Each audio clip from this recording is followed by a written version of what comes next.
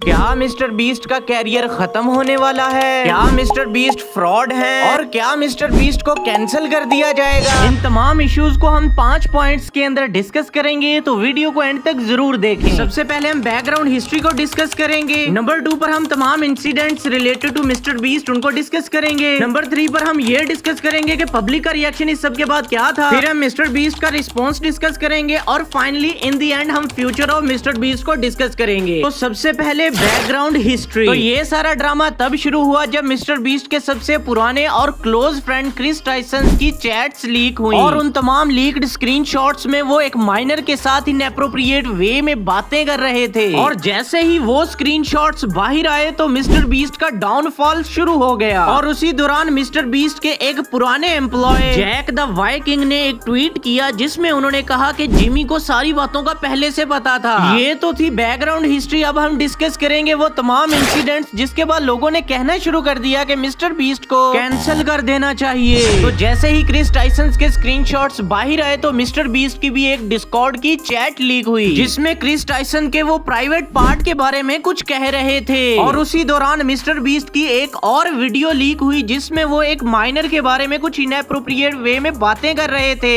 And he did say that he enjoys the Catch Me Outside girl. Let's be real. You want to put your dick in her? Probably not. Enjoying and I was hoping you'd enjoying say someone yes. and Yeah, putting I your would dick in put you someone yes. is a whole different No. story. I mean, as long as there's no penetration, I mean, what's age anyways, right? I don't think she's 14. They're too big to be 14. और उसके बाद mister beast के एक पुराने employ ने mister beast के बारे में वीडियो बनाई जिसमें उन्होंने डिटेल से बताया कि मिस्टर बीस्ट की वीडियोस फेक होती हैं, वो जितने भी गिव अवेज करते हैं वो तमाम फेक होते हैं और मिस्टर बीस्ट की सारी वीडियोस अपने ब्रांड को प्रमोट करने के लिए होती हैं। और उन्होंने डिटेल से बताया कि मिस्टर बीस्ट सब्सक्राइबर्स के लिए किस तरह भीख मांगते हैं और किस तरह मिस्टर बीस्ट अपने गिव अवेज करके यंग ऑडियंस को अपनी तरफ अट्रैक्ट करते हैं। और इन तमाम एलिगेशंस को मिस्टर बीस्ट के एक और एम्प्लॉय ने गलत साबित कर दिया और उन्होंने उन तमाम एलिगेशंस को 1 by 1 डीबंक किया। आप वीडियो को पॉज करके ये तमाम रिस्पॉन्स पढ़ सकते हैं। और अगला इंसिडेंट मिस्टर बीस्ट और अमेज़न की शूटिंग के दौरान हुआ।